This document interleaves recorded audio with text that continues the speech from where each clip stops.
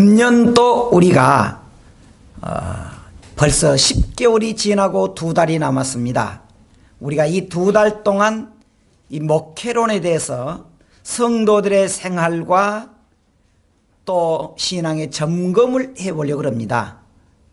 오늘은 우리가 첫 번째로 이 내가 행복해지도록 합시다 그렇게 했습니다.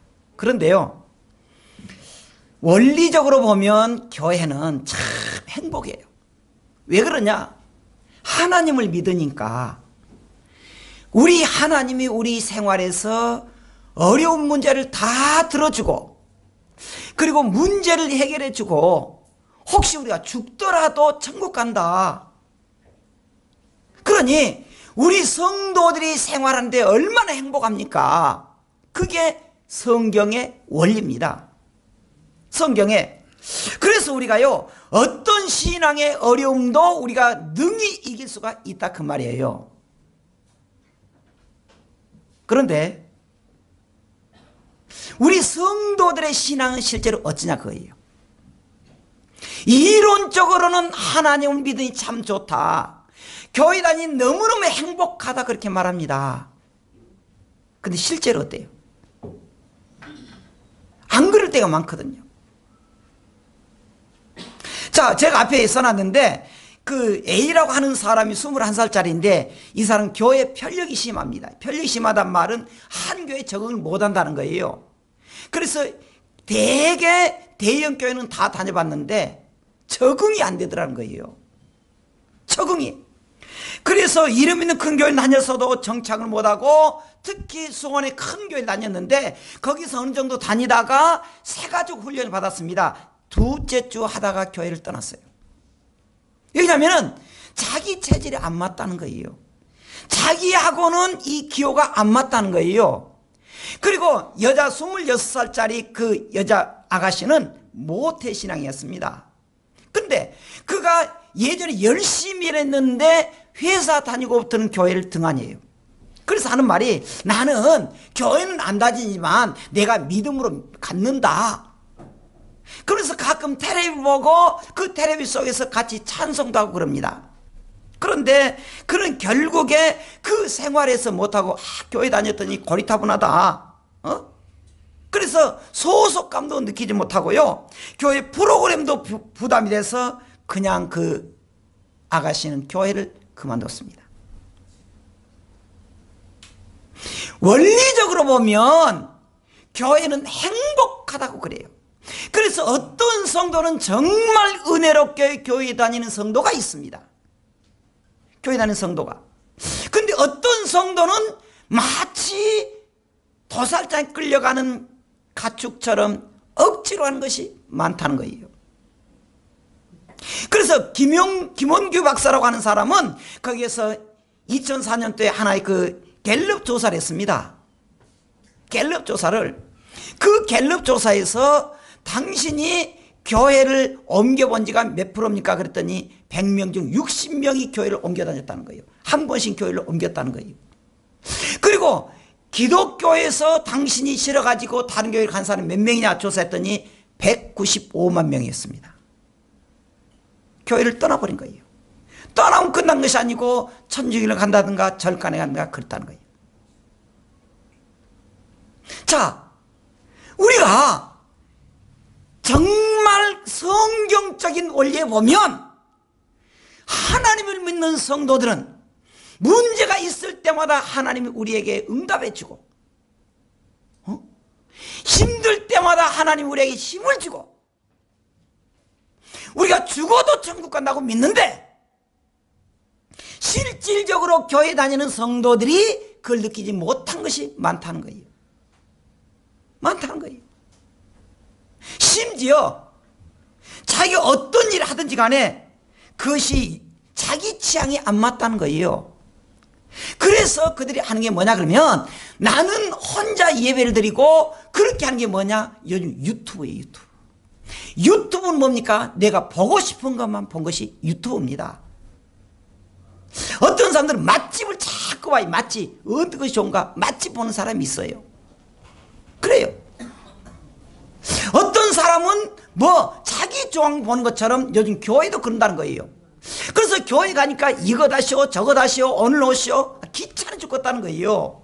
그래서 내 기분대로 내 마음대로 하는 것이 종교를 기독교를 믿어서 구원받은 것이 아니고 내 취미 생활로서 내가 억눌리고 하면은 떠난다는 거예요.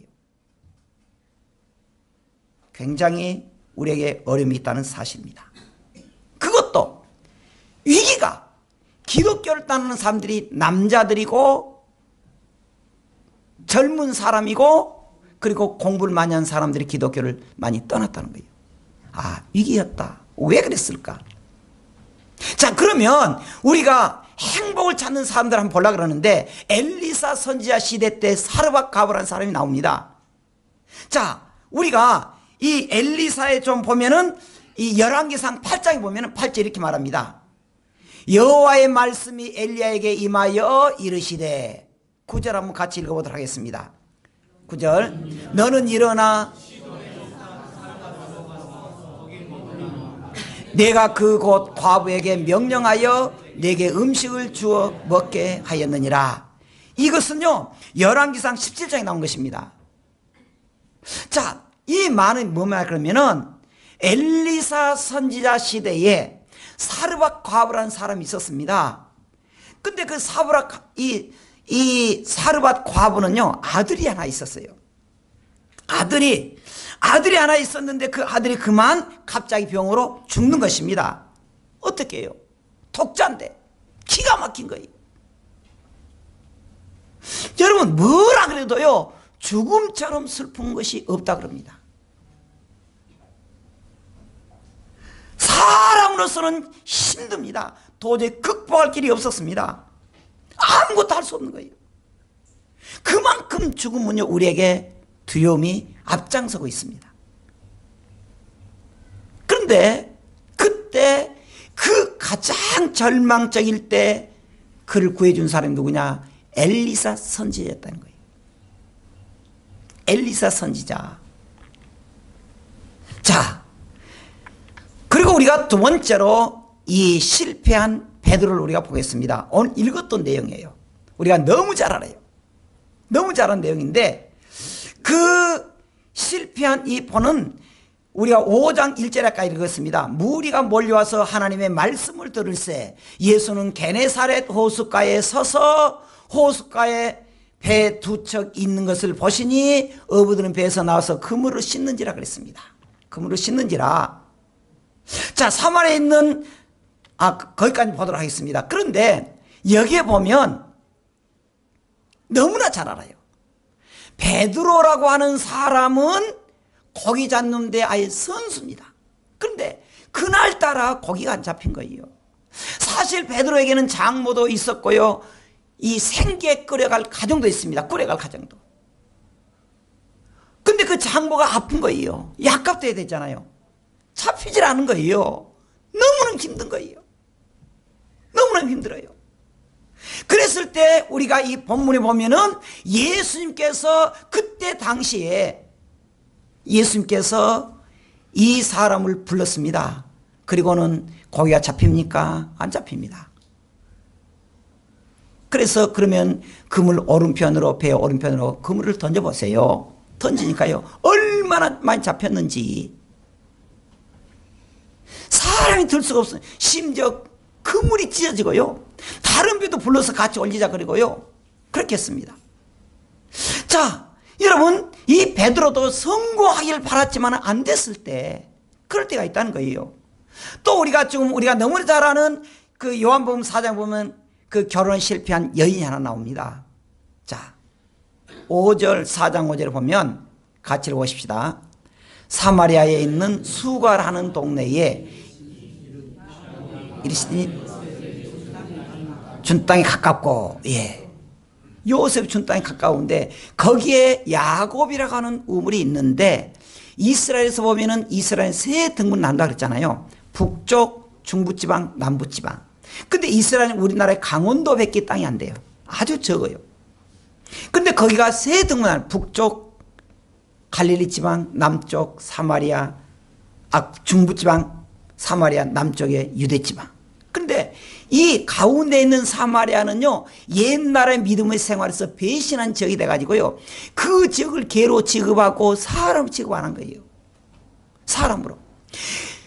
그래서 이 남쪽의 유다나 북쪽의 갈릴리 사람들은 남쪽에서 북쪽으로 올라갈 때는 사마리아로 안 가요. 돌아가요. 사람을 안 보니까. 근데 그 지역에 한 여인이 있었습니다. 그 여인이 결혼해서 참 잘 살아 그러는데 결혼 실패한 거예요. 두 번째 했지만은 그것도 실패한 거예요. 그리고는 오다가다 만난 사람이 무려 6명의 남자들과 했는데 살았는데 그것도 혼자예요. 떠나고. 그러니까 얼마나 사람이 그 여자가 쪽팔리겠어요. 근데요, 이스라엘 유대 지역이 열대지방이니까요, 낮에는 대개 이렇게 물을 기르러 안 가요. 그래서 저녁 서늘할 때나 아침에 일찍 서늘할 때 물을 기르러 오는데, 낮에 12시에는 그 열대지방이니까 너무 더워서 안 가는데, 그래서 이 여자는요, 사람이 안 올 때 가장 더울 때 물을 기르러 가요. 창피하니까 사람 안 마주치려고. 근데 갑자기 거기에 남성이 탁 건장한 남성이 있는 거예요. 예수님이에요. 그 예수님이 여자에게 말해요. 물을 달라. 그럼 여자 깜짝 놀란 거예요. 아니, 이 대낮에 웬일입니까? 그것도 유대인인데, 유대인은 어쩐다고요? 그 사마리아 사람을 개처럼 취급해서 상정도 안 하는데, 아니 당신 왜 나한테 물 달라 그럽니까? 그러니까 예수님께서 너에게 물을 달라 그러면서 내가 주는 물은 생수다. 그러니까 여자가 그러면 그 생수를 내게 줘가지고 다시는 뜨지 않도록 해주십시오. 그래서 그에게 예수님을 통해서 구원의 보험을 줍니다. 그 여자가 물동이를 버려두고 나는 메시아를 만났다 선전했던 사람이 바로 이 여인이었습니다. 자, 그 다음에 우리가 또 하나 마지막입니다. 그 사마리아에 나왔잖아요. 이제 그렇게 하는데 우리가 여기에서 이 세 사람 중에서 공통적인 것이 뭐냐 그러면, 자, 그들이 모두 다 인생에 성공하려고 그러는데 실패했는데 어떻게 해서 회복이 됐느냐? 주님을 만났다는 거예요. 주님을 만났다는 거예요. 자, 여기서 주님을 만나는 그 사람이 정말 하나님의 말씀을 듣고 행복했다는 거예요. 여러분, 다시 말할게요. 교회는 행복해요. 성도도 행복해요. 왜냐하면 전능하신 하나님을 믿기 때문에 행복하는 것입니다. 문제는 뭐냐? 내가 행복해야 돼. 넌 그걸 보려고 합니다. 여러분, 어떤 성도는 교회에 다닌 성도가 정말 은혜가 넘친다 그래요. 어떤 성도는 정말 감사가 넘칩니다. 근데 어떤 성도는 감사하지 못하고 힘들어해요. 많은 성도들이 교회에 다니지만은 그 기쁨을 누리지 못하는 것이 많습니다. 많아요. 어떤 성도는 행복하다 그래요. 교회 오면 행복합니다. 나는 정말 행복한 성도도 있습니다. 그런데 문제는 뭐냐? 따라합시다. 내가 행복해야 된다. 그거예요. 내가 행복해야 돼요. 야, 사랑의 교회 갔더니 정말 너무너무 행복이 넘치더라. 좋은 일이에요. 근데 내가 안 행복한데 어쩔 거예요? 그러잖아요. 내가 안 행복한데. 예수님께서 요한복음 10장 28절에 내가 그들에게 영생을 주노니 영원히 멸망하지 아니할 것이요 또 그들 내 손에서 빼앗을 자가 없느니라 그렇게 말하고 있습니다. 예수님을 믿는 성도들에게 주님이 책임져 주겠다는 거예요. 책임져 주겠다. 자, 그러면 우리가 어떻게 해야 되느냐?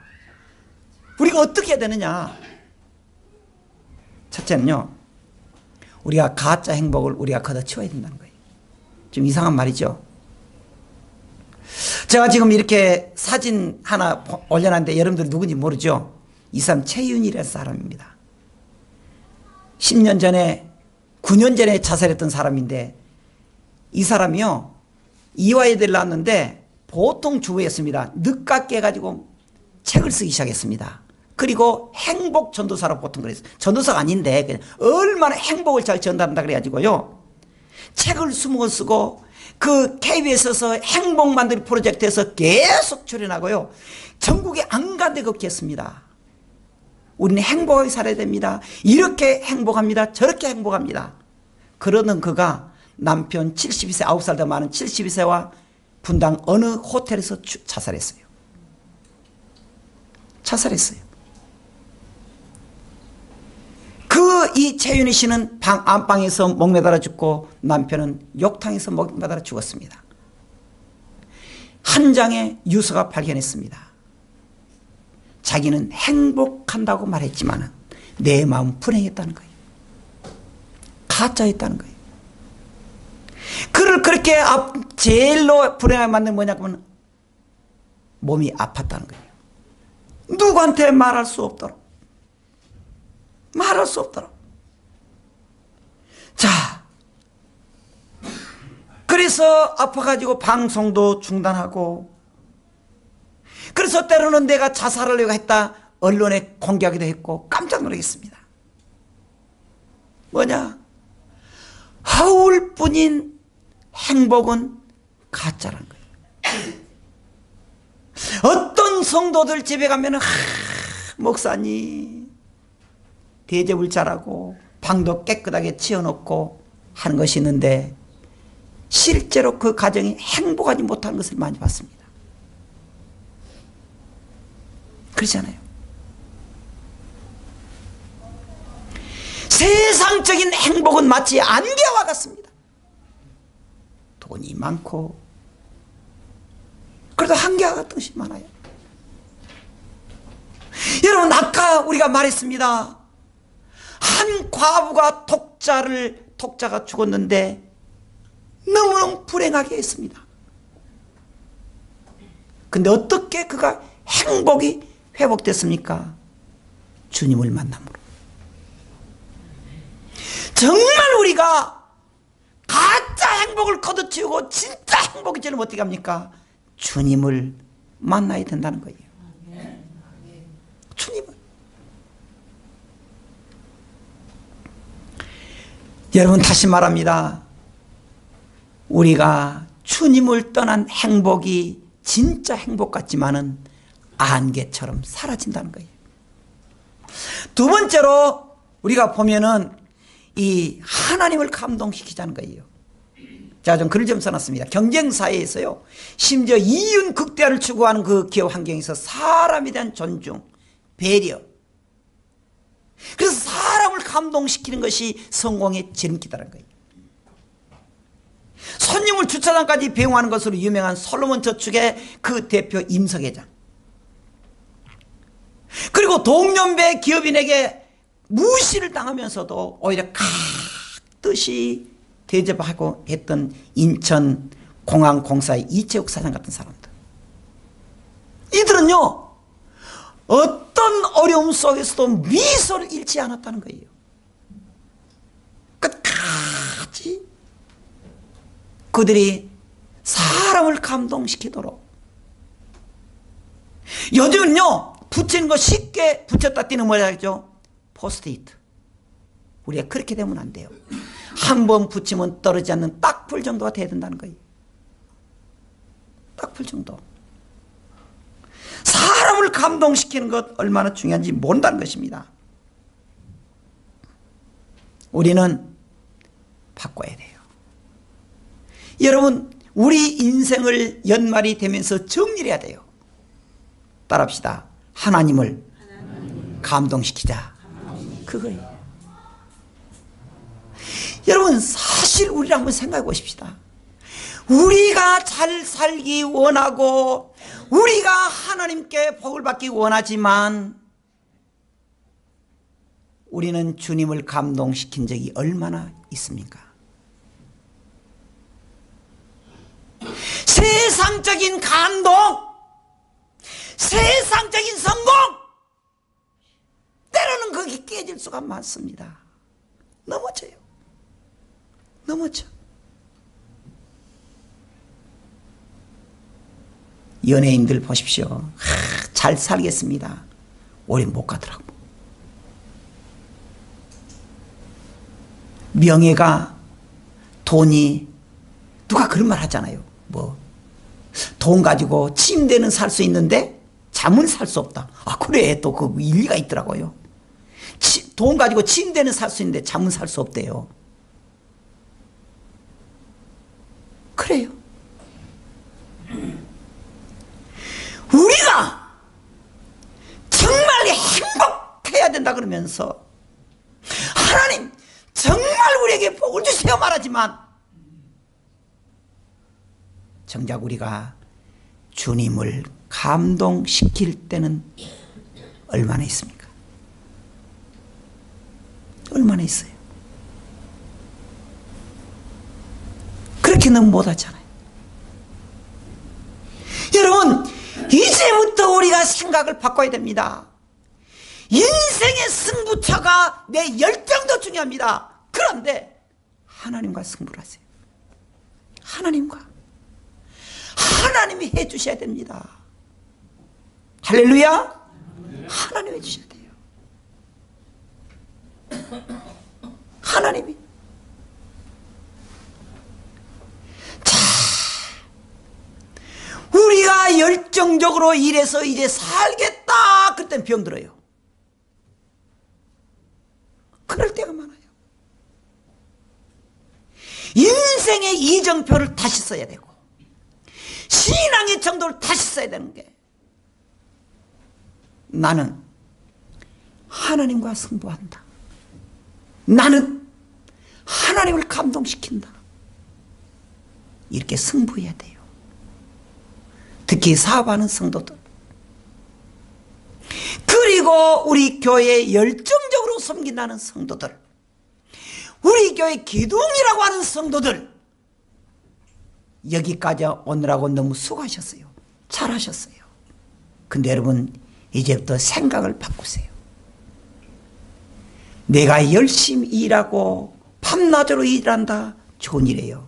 근데 바꾸세요. 나는 주님과 승부한다. 나는 하나님을 감동시킨다. 할렐루야. 그렇게 한다는 거예요. 마지막 세 번째로 순종파가 되자는 거예요. 너무나 잘하는 것입니다. 자, 우리 요나서 1장 2절 같이 읽어보십시다. 시작. 너는 일어나 저 큰 성읍 니느웨로 가서 그것을 향하여 외치라. 그 악독이 내 앞에 상달됐습니다 하시니라 그랬습니다. 여러분 이 내용을 우리가 너무 잘 압니다. 요나는 원래가요 이 이스라엘과 니느웨는 좀 적대관계 있어요. 적대관계 원수지간이에요. 근데 하나님이 어느 날 갑자기 하나님께서 요나에게 말합니다. 너는 너의 적대국가에 가서 니느웨 가서 복음을 전해라. 인간적으로 생각한 요나가 기분이 안 좋아요. 안 가버렸습니다. 그리고 오히려 니느웨 가는 것하고 정반대 다시스로 가버려요. 하나님께서 그를 바닷속에 집어넣어버립니다. 그리고 통째로 고기가 먹게 만들어버려요. 3일 동안 있습니다. 그는 육지에서 토해내요. 아무 몸이 이상이 없이 살아난 거예요. 그리고는 가서 니느웨에서 하나님의 말씀을 전합니다. 그 뱃속에 그를 훈련시키는 과정이었어요. 훈련시킨 과정. 그래서 복음을 전하니까요 막 거기에 니네 왕부터 회개하기 시작한 거예요. 야, 기분은 좋으면서 한편 기분이 안 좋아. 아니 저것들이 왜 다 지옥 가야지 왜 그래? 그러니까 하나님이 그 더운 여름에 딱 굽보고 있는데 하나님이 박넝쿨을 딱 자라게 한 거예요. 쑥쑥쑥쑥 자라게 한 거예요. 야, 시원하니 보고요 그 니를 보고 있으니까요 또 배가 아픈 거예요. 저것들은 다 죽어야 되는데 지옥 가야 되는데 왜 저렇게 살지? 근데요 박넝쿨이 시들어져 버린 거예요. 그래서 하나님께 원망해요. 하나님 도와줄 건데 박넝쿨 주지를 말든가. 주면 깨끗이 계속 있지 왜 이렇게 말라서 비뚤어져 가지고 덥게 만듭니까? 그렇게 말하니까 하나님이 이렇게 말해요. 야, 며칠 만에 저는 박넝쿨이 아깝냐? 그러면 니느웨에 있는 12만 5천 명이 하나님 모르는 백성들이 지옥 가는 것이 얼마나 온통하겠느냐? 하라는 거예요. 여러분, 우리에게 사명이 있다는 거예요. 사명받은 자는 사명으로 살아가는 거예요. 사명 따라 살지 못하고 내 생각대로 내 기분대로 살면 안 된다는 거예요. 내게 주는 사명이 무엇이냐? 여러분, 이 교회 잘 오셨어요. 근데 그것으로 끝나지 마세요. 따라합시다. 하나님이 나를 사명자로 불렀다.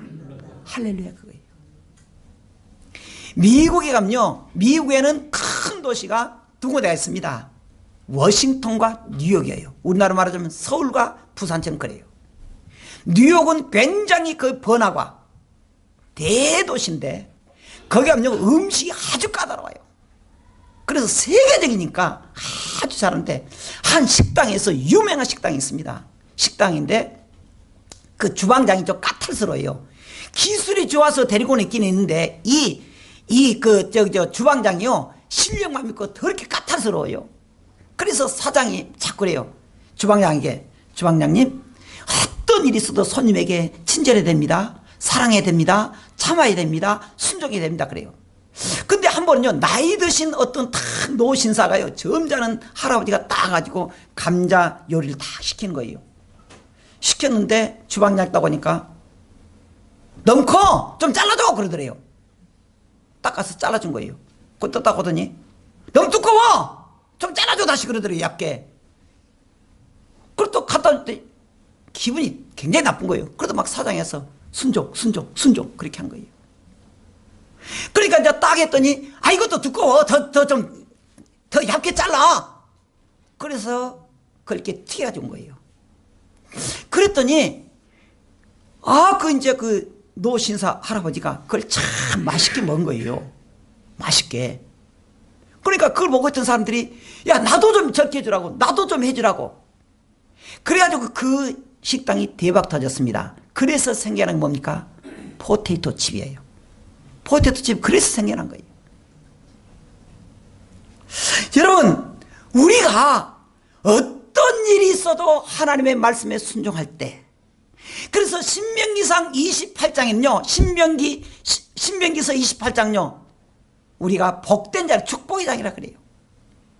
축복의 장에, 근데 거기서 뭘 하냐면은, 너희가 나가도 복을 받고 들어와도 복을 받고, 그 신명기서 28장에 이렇게 축복을 합니다. 너희가 나가도 복을 받고 들어와도 복을 받고, 너희가 앉아도 복을 받고 일어서도 복을 받고, 너희 토지 소산도 복을 받고, 너희 떡반죽으로도 복을 받는다고 말했습니다.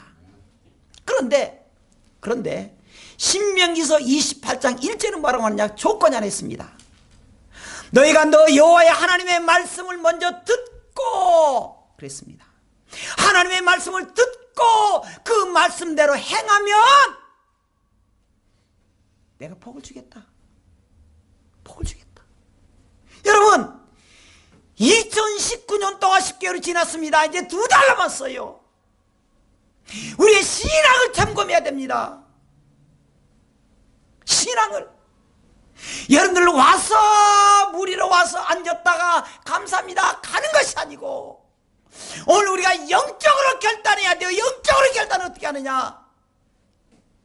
하나님과 승부를 걸어야 돼요. 하나님을 감동시켜야 돼요. 우리가 입으로 말하는 행복을 걷어치워야 돼요. 하나님의 말씀대로 순종할 때 너희에게 뭐라고요? 나가도 복을 받고 들어와도 복을 받고. 우리가 너무너무 힘들고 어렵다 그랬을 때 해야 될 일은 무엇입니까? 여러분, 낙심하지 마세요. 주저앉지 마세요. 살아계신 하나님께 승부를 거세요. 하나님이 해주셔야 됩니다. 하나님, 내가 너무나 힘들어 죽겠습니다. 하나님 해주세요. 하나님, 내가 너무 거지처럼 가난해요. 하나님 해주세요. 하나님. 그래서 우리가 새롭게 2019년도를 결단하고 일어서고, 이제 이 자리에 참여한 여러분들이 하나님께서 주시는 복을 누리고 이 세상에서 승리롭게 살기를 주의 이름으로 축원합니다. 할렐루야. 기도하겠습니다.